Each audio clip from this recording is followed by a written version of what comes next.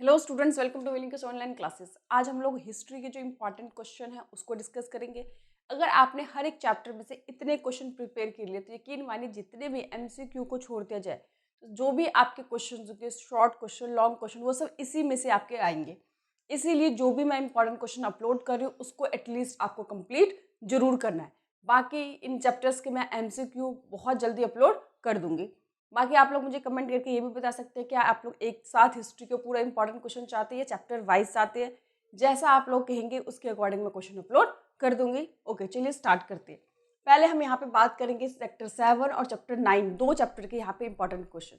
6 chapter जो है हमारा भक्ति मूवमेंट में, उसके ऑलरेडी इंपॉर्टेंट क्वेश्चन अपलोड कर चुकी हूँ। उतना कर लेंगे तो पूरा चैप्टर आपका कवर हो जाएगा और उन्हीं क्वेश्चन में से आपके एग्जाम में आएंगे। क्योंकि अभी जो प्री बोर्ड के एग्जाम्स में उसमें भी मैंने पेपर देखा है कि उसके बाहर कुछ भी नहीं आया हुआ। तो इसीलिए जो भी मैं इंपॉर्टेंट क्वेश्चन बोली उसको बहुत सीरियसली पढ़िए, बहुत सीरियसली इसको प्रिपेयर कीजिए। तो चलिए सबसे पहले हम 7th क्वेश्चन की बात करते हैं। आपको पता है उसका चैप्टर विजयनगर पूरा है। तो फर्स्ट क्वेश्चन है कि how did the water requirements problem solve in Vijayanagar empire. Vijayanagar की जो वाटर की जो प्रॉब्लम थी वो कैसे सॉल्व किया गया, उसके अंदर पूरा आपको बताना है। कि जो बेसिकली जो विजयनगर है तुंगभद्रा रिवर्स पे सिचुएटेड है, बहुत सारे उस पर जो रेजर्वायर बनाए गए, हीरिया कैनाल के बारे में, वो सब चीज़ें आपको यहाँ पे अच्छे से बताना है, सारे सोर्सेज के बारे में। उसके बाद यहाँ पे advantage disadvantage of enclosing agricultural land with in the fortified area of the city. मैंने आपको बताया था कि विजयनगर एरिया के अंदर उस टाइम एक ऐसा पीरियड चल रहा था कि एक रूलर दूसरे रूलर पे अपने एरिया को एक्सपेंड करने के लिए बहुत ज़्यादा वॉर करते थे, अटैक करते थे। और विजयनगर के राजा को ये बात पता था, रूलर इस बात से बहुत ज़्यादा अवेयर थे। इसीलिए वो क्या करते थे कि जब दूसरा रूलर उस पर अटैक करते थे तो काफ़ी टाइम तक उसको क्या करते थे, जो किले को किलेबंदी करके बैठ जाते थे। और उनको पता था कि आगे कुछ टाइम के बाद जब उनके रिसोर्सेज खत्म हो जाएंगे, फूड ग्रेन खत्म हो जाएंगे, क्योंकि सबसे पहले वो लोग एग्रीकल्चर को टारगेट करते थे, इनकम का मेन सोर्स वही था। तो इन सब प्रॉब्लम से बचने के लिए विजयनगर के एम्पायर जो किलेबंदी करते थे, फोर्टिफिकेशन करते थे, उसके अंदर एग्रीकल्चर लैंड को भी उन्होंने रख रखा था ताकि किसी भी तरह की फूड ग्रेन की प्रॉब्लम ना हो। जो उनकी रेवेन्यू का मेन सोर्स है जो लैंड, उनको किसी तरह से कोई नुकसान नहीं पहुंचाया जाए। तो एडवांटेज तो यही है कि अगर किलेबंदी कोई कर भी लेता है दूसरा राजा तो खाने पीने कोई दिक्कत ना हो, प्रोडक्शन में किसी तरह कोई बाधा ना हो, इनकम का सोर्स में कमी ना हो। लेकिन इसकी प्रॉब्लम क्या थी आपको पता ही है कि इस जब बहुत बड़ा जो एग्रीकल्चर का एरिया होता है, बहुत बड़ा होता है, एक्सपेंडेड होता है, तो उसको रखने में, उसको मेंटेन करने में बहुत ज़्यादा खर्चा भी आता था, ज़्यादा सोल्जर्स को, सैनिकों को रखने पड़ते थे। तो आपको कुछ दो तीन इसके एडवांटेज और एक दो आपको बुराइयां भी बतानी पड़ेंगी। नेक्स्ट है कि write the function of Amara Nayaka and difference between Nayaka and Amara Nayaka. ये दोनों चीज जो है बहुत इंपॉर्टेंट है, किस तरह से इंपॉर्टेंट रोल प्ले करते थे और इन दोनों में क्या डिफरेंस था। नेक्स्ट क्वेश्चन है कि what was the battle of राक्षसी तांगड़ी, जिसको तालीकोटा का बैटल कहा गया था। ये बहुत इंपॉर्टेंट है क्योंकि इसी युद्ध के बाद, इसी बैटल के बाद बेसिकली जो विजयनगर एम्पायर है उस पूरी तरह से डिक्लाइन होना स्टार्ट हो गया था। कहना was the better responsible for the decline of Vijayanagar. तो ये बहुत इंपॉर्टेंट है, चाहे शॉर्ट में है, लॉन्ग में है, लेकिन आपको तालीकोटा बैटल या राक्षसी तांगड़ी के नाम से इसको जाना जाता है। नेक्स्ट क्वेश्चन है कि give a brief description of the ceremony and the special attraction related to Mahanavami Dibba of the city of Vijayanagar. तो मैंने बताया था कि महानवमी क्या है, कि 9 दिनों तक चलने वाला एक फेस्टिवल है जिसे आज भी पूरे भारत में अलग अलग जगह पे अलग अलग नाम से जाना जाता है। कहीं पे उसको नवमी के नाम से जाना जाता है, कहीं पे दुर्गा पूजा के नाम से, कहीं पे दशहरा के नाम से। तो इस टॉपिक पे, उस उत्सव पे, उस दिन क्या क्या होता था, किस तरह से एक अट्रैक्शन का सेंटर बनता था वही फेस्टिवल, इसको आपको यहाँ पे एक्सप्लेन करना है। नेक्स्ट है शॉर्ट नोट। आपको जो कृष्णदेव रॉय, आपको पता है विजयनगर एम्पायर में बहुत सारे डायनेस्टी आए, ठीक है, लेकिन सबसे जो पावरफुल इन्फ्लुएंशियल हम शक्तिशाली से कहेंगे वो किसको कहेंगे, कृष्णदेव रॉय को कहेंगे। और उनकी डेथ के बाद कहीं ना कहीं विजयनगर एम्पायर वीक होना स्टार्ट हो गया था। उसके बाद उनके जो इनहेरिटेंस थे वो आपस में लड़ने लगे थे। तो धीरे धीरे जो एडमिनिस्ट्रेशन है, कंट्रोल है, वो धीरे धीरे वीक हो गया था और जिसके कारण बाय द टाइम वो खत्म भी हो गया था। उसके बाद इसमें करना है कि explain the striking features about the location of Vijayanagar, कि विजयनगर कहाँ पे सिचुएटेड है, ठीक है, उनकी फीचर्स क्या है, कि उसके अब जो सराउंडिंग है वो ग्रेनाइट की जो पहाड़ियाँ है, नदी कौन सी नदी पे सिचुएटेड है, ये सब चीज़ें बेसिकली आपको बताना है। उसके बाद आपको वहाँ पे लोटस महल, आपको पता होगा, शॉर्ट नोट के लिए, 1-2 नंबर के लिए, शॉर्ट के लिए। और रूलर्स डायनेस्टी, रूलर्स डायनेस्टी यानी कि पहले किसने रूल किया, आपको पता है 2 भाई थे, हरिहर और बुक्का, उनके द्वारा इस एम्पायर को बसाया गया था, फिर उसके बाद किसने रूल किया, एक सीक्वेंस जो है वो आपको बेसिकली पता होना चाहिए। तो ये आपके इंपॉर्टेंट क्वेश्चंस हैं। फोर्टिफिकेशन और जो वाटर प्रॉब्लम है, ये मोस्ट इंपॉर्टेंट क्वेश्चंस है। इसको तो ऐसे लर्न करो, सोचो कि आपके एग्जाम में आ ही गए। बाकी जितने भी क्वेश्चन लिखवाए हैं बहुत इंपॉर्टेंट है, कृष्णदेव रॉय से रिलेटेड भी क्वेश्चन आते हैं।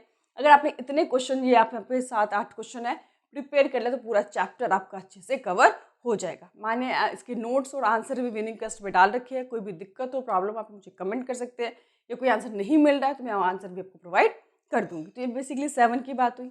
अब हम लेसन 8 की बात करते हैं। मुगल एम्पायर, ये एक ऐसा टॉपिक है, जब से आप लोगों ने पढ़ना स्टार्ट किया, बचपन से 6-7 क्लास से ही ये मुगल के बारे में हम पढ़ रहे हैं, इसमें कोई खास दिक्कत नहीं आएंगी। बट जो इंपॉर्टेंट क्वेश्चंस हैं उसको यहाँ पे हमें समझना बहुत ही इंपॉर्टेंट है। तो सबसे पहले चैप्टर 9 में जो है, write the role played by women in the imperial household in the Mughal empire. तो आपको पता होना चाहिए, जो फीमेल बेसिकली जहाँ पे रहते थे उसे हरम कहते थे। उसके बाद जो फीमेल थी, स्टार्टिंग में जो फीमेल थी वो एडमिनिस्ट्रेशन के काम में कोई रोल प्ले नहीं करती थी। बट आपको पता होगा कि नूर जहाँ जो है, जहांगीर की वाइफ है, वो डायरेक्टली एडमिनिस्ट्रेशन के काम में उन्होंने पार्टिसिपेट करना स्टार्ट किया था। और उसके बाद की जो वुमेन्स है, जो महिलाएं हैं, उन्होंने किस तरह से मतलब एक इम्पॉर्टेंट रोल प्ले किया। तो वो सारे आपको नूरजहाँ के बारे में बताना है। जो गुलबदन थी, बाबर की बेटी थी, वो भी इम्पॉर्टेंट रोल प्ले कर रहा है, क्योंकि उसने जो बाबरनामा लिखा है, और अबुल फजल जो अकबरनामा लिख रहे थे, उनको भी बहुत मदद की थी। और उन्होंने ये बताया कि जो घर की जो वुमेन्स होती थी, ओल्ड लेडीज़ होती थी, किस तरह से जो अगर कोई डिस्प्यूट हो जाता था, उनको सॉल्व करने में इम्पॉर्टेंट रोल प्ले करती थी। शाहजहाँ की जो बेटी थी, रोशन आरा, जहाँ आरा, उन लोगों ने किस तरह से जो दौलताबाद को, उसको मुगल एम्पायर की राजधानी बनाई गई थी, तो उन्होंने किस तरह से बहुत सारे एरिया के जो डिज़ाइन आर्किटेक्ट किया, कंस्ट्रक्ट किया था, उनको बनाया था।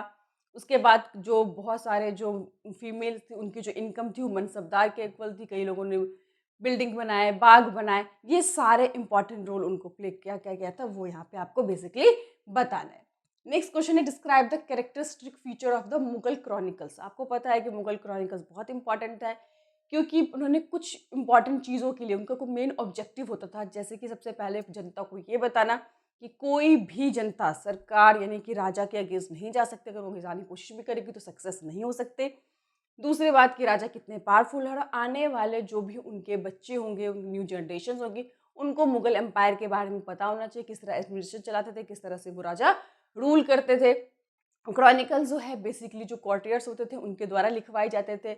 बाबरनामा, अकबरनामा, शाहजहाँनामा, आलमगीरनामा, ये सारे चीज़ जो आपको अच्छे से पता होना चाहिए। और किस तरह से क्रॉनिकल्स बनाने का एक सिस्टम था। सबसे पहले आपको पेजेस तैयार किए जाते थे, फिर अच्छे से राइटिंग लिखी जाती थी, उस पर पिक्चर्स बनाए जाते थे, फिर उसको कवर किया जाता था। उसके बाद इसको इंटेलेक्चुअल प्रॉपर्टी के रूप में इसको देखा जाता था। इसका एक बहुत इंपॉर्टेंट रोल था। तो ये आपको बेसिकली कैरेक्टरिस्टिक बताना है, क्रॉनिकल किस तरह से तैयार किए जाते थे, और फिर उसके ऑब्जेक्टिव क्या थे, क्यों इसको इतना टाइम लगा के बनाया जाता था।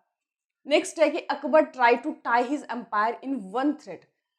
हाउ, कि अकबर, आपको पता है कि जितने भी मुगल रूलर हुए, तो सबसे जो बेस्ट रूलर हम कहेंगे तो अकबर के टाइम के कहेंगे। कि अकबर ने ना केवल अपने एरिया को एक्सपेंड किया, बहुत ज़्यादा उसको बढ़ाया, बल्कि उसके टाइम पे जितने भी डिफरेंट डिफरेंट रिलीजियस के लोग थे, सभी को उसने फ्रीडम दी, सभी को उसने इक्वल रिस्पेक्ट दिया। और हिंदुओं के ऊपर, जो नॉन मुस्लिम के ऊपर जो जिजिया कर लगा होता है, जिजिया कर को उन्होंने पूरी तरह से ख़त्म कर दिया। सबको अपने धर्म को, अपने रिलीजियस को मानने का अधिकार था, इक्वालिटी दिखाई। इवन आपने पता होगा अकबर ने जोधाबाई के साथ शादी भी की थी, वो एक राजपूत थी, और राज मतलब घराने के होने के साथ साथ वो हिंदू जो फेस्टिवल्स थे वो भी सेलिब्रेट होते थे महल के अंदर। तो अकबर ने एक तरह से पूरा जो ट्रेंड कल्चर है, जो ऑर्थोडॉक्स नेचर है, उन सबको पूरी तरह से उन्होंने बदल दिया था। और सुलह कुल की नीति इज वेरी इंपॉर्टेंट। अकबर के द्वारा ये जो सुलह कुल की नीति थी, जिसमें हर एक व्यक्ति को अपने रिलीजियस, अपने धर्म को मानने का अधिकार है, उसको एक्सपेंड करने का अधिकार है। लेकिन अगर कभी किसी चीज़ को लेकर कन्फ्लिक्ट हो जाता है, कोई मनमुटाव हो जाता है, कोई झगड़े ऐसी सिचुएशन आती है, उस कंडीशन में जो राजा होगा, रूलर होगा, वो जो भी चीज़ें बोलेगा, जो भी डिसीजन होगा उसका, दिस द फाइनल डिसीजन। तो सुलह कुल नीति के द्वारा उसने किस तरह से सभी पूरा एम्पायर को एक धागे में पिरोने की, सबको एक साथ रखने की उसने किस तरह से कोशिश की, तो ये आपको बेसिकली बताना है। नेक्स्ट है, explain why the nobility was recruited from different race and religious group by the Mughal ruler of India. आपको पता होगा कि मुगल रूलर के जो राजा थे बहुत ज़्यादा फोरकास्टिंग नेचर के थे। उनको पता होता था कि अगर हम जितने भी हमारे नोबेलिटी है, यानी कि एक इम्पॉर्टेंट ग्रुप है, उसके अंदर एक कास्ट के लोग, एक रेसेस के लोग रख लेंगे तो आपस में यूनिटी बना के कल को राजा के लिए खतरा हो सकता है, राजा को ही चैलेंज कर सकते हैं। इसीलिए different different community, different different caste, different different races के लोगों को रखा हुआ था। पहला मोटिव ये था।